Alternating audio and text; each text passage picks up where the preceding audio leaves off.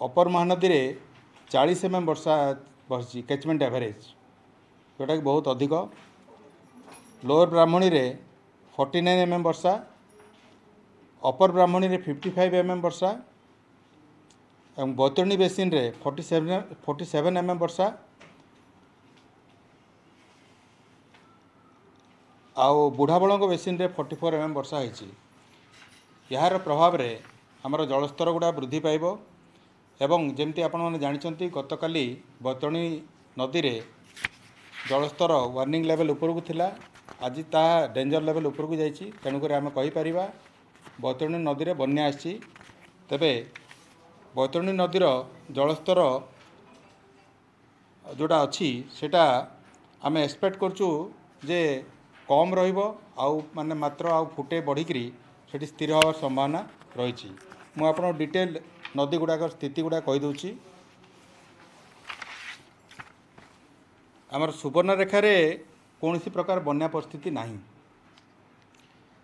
बुढ़ाबड़ंगे मध्य कौन प्रकार बन्या परिस्थिति वर्तमान जाए नहीं। जदिव बहुत वर्षा होती तेबे जेहेतु जलस्तर बहुत तले थिला कौन प्रकार बन्या परिस्थिति हेबार आमे पूर्वानुमान करूना। जलकारे आमर लेवलटा वार्निंग लेवल उपरे अच्छी। मथानी रे जोटा आमे मेजर करचु सेठी 6.38 मीटर अच्छी, जोटा कि वार्निंग लेवल 6 मीटर ठारू अधिक किंतु विपद संकेत ठारू तले अच्छी।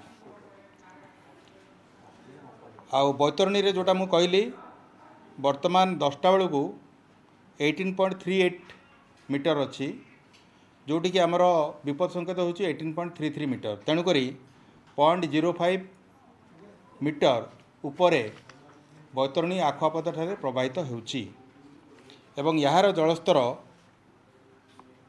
18.62 मीटर जाए जीवार संभावना अच्छी संध्या 7टा 8टा बेलू। तापर या छाड़ी देकरी अन्य कौन स्थान रे बन्या परिस्थिति नहीं। मु आउ थे कही रखे बैतरणी को छाड़ी अन्य कौन स्थान रे बन्या परिस्थिति सृष्टि है नहीं।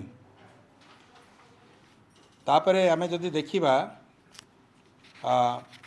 आमर जलभंडार गुड़ाकर स्थिति तेबे हीराकुद रे आमर 10टा फाटक देकरी जल निष्कासन होची एवं सेठी बर्तमान लेवल अच्छी 626.23 फीट।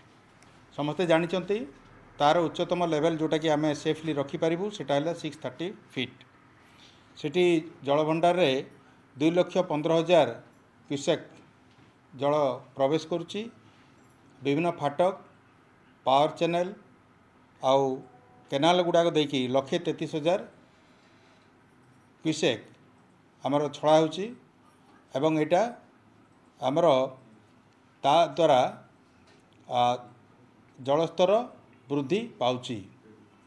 आपण माने कही रखे जे जेंदे मु टिके आगरु कहली 40 mm वर्षा होती तार उपर मुंडरे।